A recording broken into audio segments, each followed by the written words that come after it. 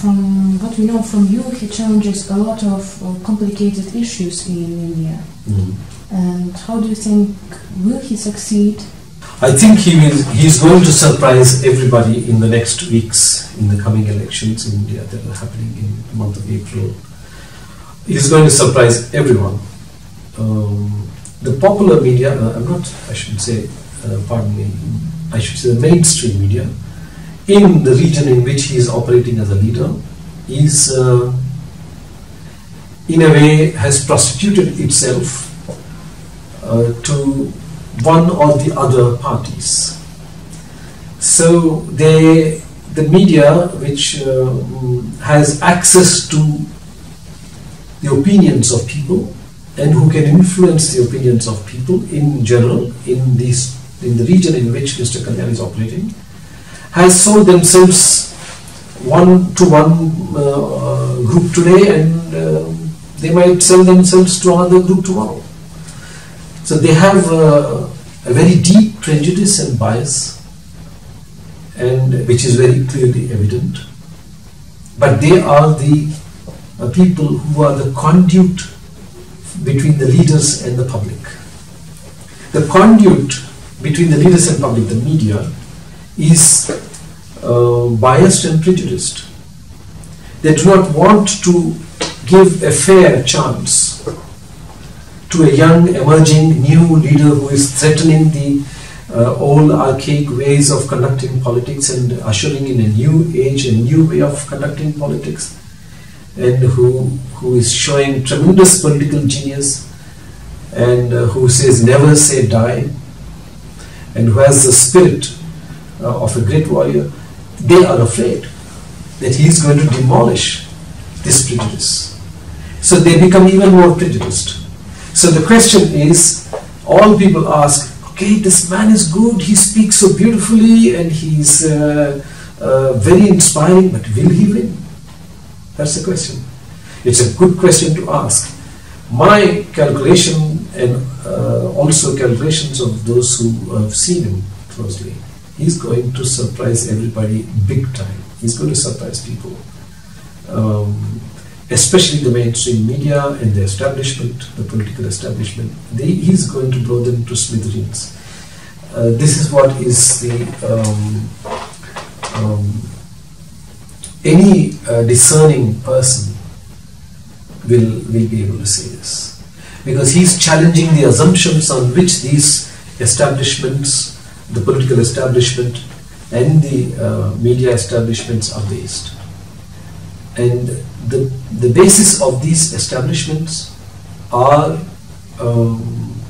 rooted in old politics, corrupt ways of doing politics, of organizing society in a very corrupt way. And as I said last time when we met in a similar way, politics is about applying morals to public life.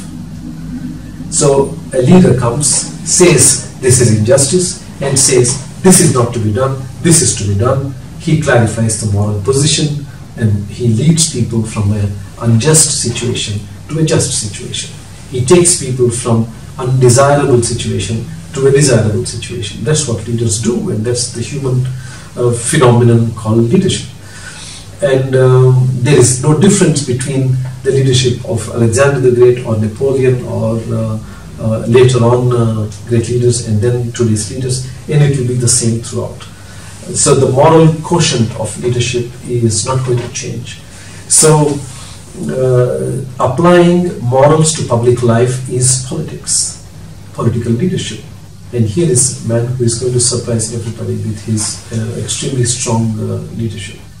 And the polls that are drawing closer are going to be a spectacle in exercising power. And he's in the fray as a front runner, and he's going to challenge the assumptions of established parties who are established on the roots and fundamentals of tremendous corruption, deception, manipulation, knavery, and all kinds of treachery. So here is a person who is going to challenge those. He's a challenger. and the others are occupying strong establishments. And he is creating an organization which has a very strong fidelity or very strong loyalty towards clean ideals. So sooner or later he is going to win. Sooner or later he is going to establish a new order, and that is what is going to survive, and that's what is going to thrive till another leader comes after a generation or two. So this is how I believe he will succeed. He will succeed not just for one election or something like that.